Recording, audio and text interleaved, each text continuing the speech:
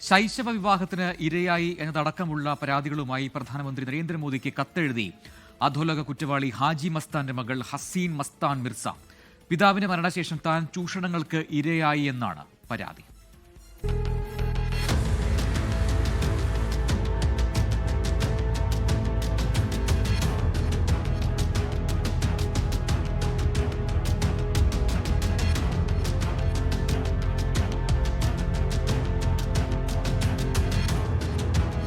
ഹാജി മസ്താന്റെ മരണശേഷം 1996 അമ്മാവന്റെ മകനുമായി ഹസീൻ മസ്താൻ മിർസ വിവാഹിതയാകുന്നത്.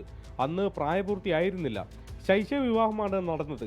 പലരെയും വിവാഹം കഴിച്ച ശേഷമാണ് അയാൾ തന്നെയും വിവാഹം ചെയ്തതെന്ന് ഹസീൻ മസ്താൻ മിർസ പറയുന്നു. क्योंकि आज के हमारे देश के प्रधानमंत्री श्री नरेंद्र मोदी जी हैं, मैं किसके पास मांग लगाऊंगी? जो देश चला रहे उनको ही कहूंगी ना.